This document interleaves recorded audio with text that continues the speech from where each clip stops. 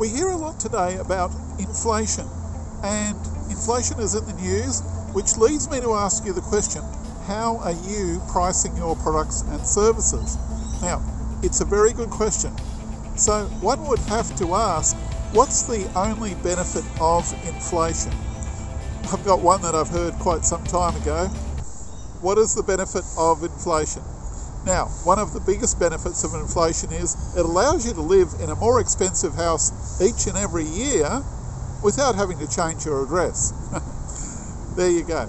But seriously, what is it really like to price your products? Inflation has crept back in the news in the last couple of years, and it's very worthwhile to investigate this further. The big question is, look, some people have no problem increasing the prices of their products. No problem whatsoever.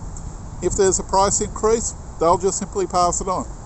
But there is a minority out there who do have a problem with pricing their products.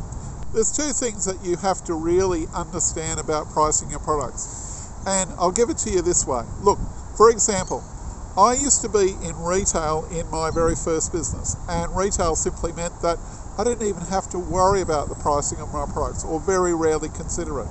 Somebody else, many hundreds of kilometres away from where I was, who imported the products that I sold, whacked on a price tag to it, said, this is the recommended retail you've got to retail these products for, David.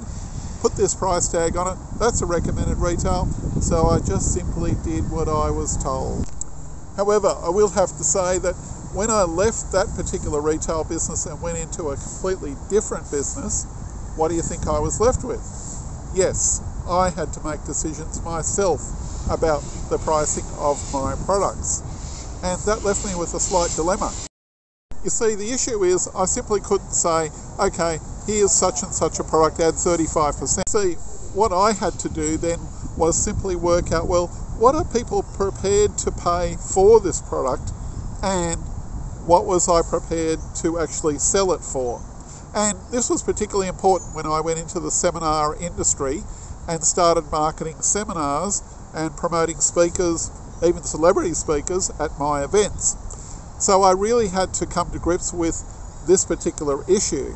And it was a personal issue because I was also, maybe like what you are now, working out, well, what will people pay for and what will I sell my particular seminar events for? So the first thing you need to actually consider is this. You do need to price your particular seminar events or your consulting events or your service type events at a particular high profit margin. If you don't, you won't be able to keep the doors open on what you're doing.